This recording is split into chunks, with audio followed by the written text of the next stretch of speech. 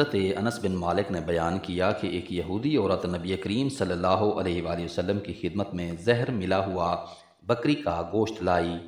آپ نے اس میں سے کچھ کھایا لیکن فوراً ہی فرمایا کہ اس میں زہر پڑا ہوا ہے۔ پھر جب اسے لایا گیا اور اس نے زہر ڈالنے کا اقرار بھی کر لیا تو کہا گیا کہ کیوں نہ اسے قتل کر دیا جائے، لیکن آپ صلی اللہ علیہ وآلہ وسلم نے فرمایا کہ نہیں، اس زہر کا اثر میں نے ہمیشہ نبی کریم صلی اللہ علیہ وآلہ وسلم کے تالوں میں محسوس کیا۔ صحیح بخاری حدیث نمبر 2617۔ عبد الرحمن بن ابی بکر نے بیان کیا کہ ہم 130 آدمی رسول اللہ کے ساتھ ایک سفر میں تھے۔ آپ نے دریافت فرمایا کہ کیا کسی کے ساتھ کھانے کے بھی کوئی چیز ہے؟ ایک صحابی کے ساتھ تقریباً 1 سا کھانا آٹا تھا۔ وہ آٹا گوندھا گیا، پھر ایک لمبا تڑنگا مشرک پریشان حال بکریاں ہانکتا ہوا آیا تو نبی کریم نے دریافت فرمایا یہ بیچنے کے لیے ہیں یا کسی کا عطیہ ہے، یا آپ نے عطیہ کی بجائے ہبہ فرمایا؟ اس نے کہا کہ نہیں، بیچنے کے لیے ہیں۔ آپ نے اس سے ایک بکری خریدی، پھر وہ ذبح کی گئی۔ پھر نبی کریم نے اس کی کلیجی بھوننے کے لیے کہا۔ قسم اللہ کی 130 اصحاب میں سے ہر ایک کو اس کلیجی میں سے کاٹ کے دیا۔ جو موجود تھے انہوں نے آپ نے فوراً ہی دے دیا، اور جو اس وقت موجود نہیں تھے ان کا حصہ محفوظ رکھ لیا۔ پھر بکری کے گوشت کو 2 بڑی قابو میں رکھا گیا اور سب نے خوب سیر ہو کر کھایا۔ جو کچھ قابو میں بچ گیا تھا اسے اونٹ پر رکھ کر ہم واپس لائے۔ او کما قال۔ صحیح بخاری حدیث نمبر 2618۔ حضرت عمر نے دیکھا کہ ایک شخص کے یہاں ایک ریشمی جوڑا فروخت ہو رہا ہے تو آپ نے نبی کریم سے کہا کہ آپ یہ جوڑا خرید لیجئے تاکہ جمعے کے دن اور جب کوئی وفد آئے تو آپ اسے پہنا کریں۔ آپ صلی اللہ علیہ وآلہ وسلم نے فرمایا کہ اسے تو وہ لوگ پہنتے ہیں جن کا آخرت میں کوئی حصہ نہیں ہوتا۔ پھر نبی کریم کے پاس بہت سے ریشمی جوڑے آئے اور آپ نے ان میں سے ایک جوڑا حضرت عمر کو بھیجا۔ حضرت عمر نے کہا کہ میں اسے کس طرح پہن سکتا ہوں، جبکہ آپ خود ہی اس کے متعلق جو کچھ ارشاد فرمانا تھا فرما چکے ہیں۔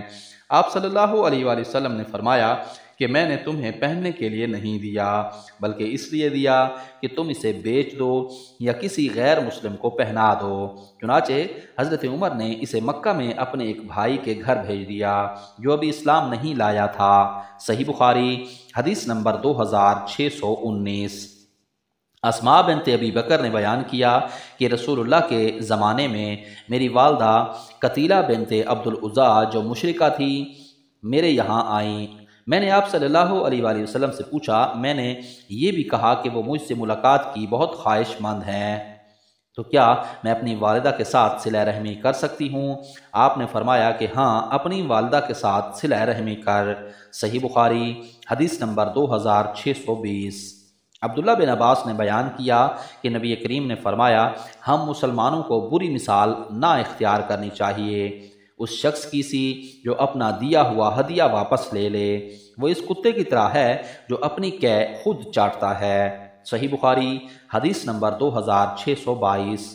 عمر بن خطاب نے فرمایا کہ میں نے ایک گھوڑا اللہ کے راستے میں جہاد کے لیے ایک شخص کو دیا، جسے میں نے وہ گھوڑا دیا تھا اس نے اسے دبلا کر دیا، اس لیے میرا ارادہ ہوا کہ اس سے اپنا وہ گھوڑا خرید لوں۔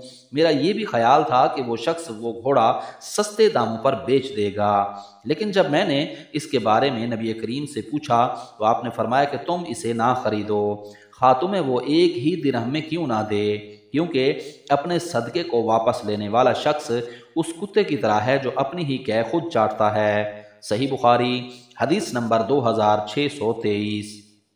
نبی کریم صلی اللہ علیہ وآلہ وسلم نے صہیب کو عنایت فرمایا تھا جو وراثت میں انہیں ملنا چاہیے۔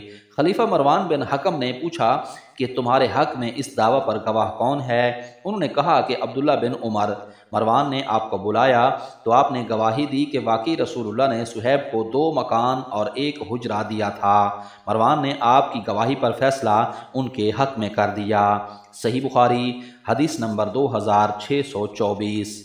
حضرت انس نے بیان کیا، آپ نے بیان کیا کہ مدینے پر دشمن کے حملے کا خوف تھا، اس لیے نبی کریم نے ابو طلحہ سے ایک گھوڑا جس کا نام مندوب تھا مستعار لیا، پھر آپ اس پر سوار ہوئے، صحابہ بھی ساتھ تھے۔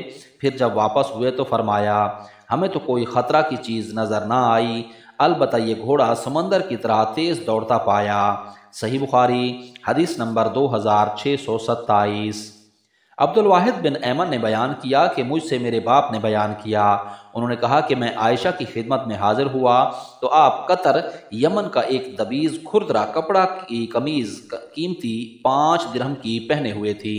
آپ نے مجھ سے فرمایا ذرا نظر اٹھا کر میری اس لونڈی کو تو دیکھ، اس گھر میں بھی یہ کپڑے پہننے سے انکار ہے، حالانکہ رسول اللہ صلی اللہ علیہ وآلہ وسلم کے زمانے میں میرے پاس اسی کی ایک قمیض تھی، جب کوئی لڑکی دلہن بنائی جاتی تو میرے یہاں آدمی بھیج کر وہ قمیض عاریتاً منگا لیتی تھی۔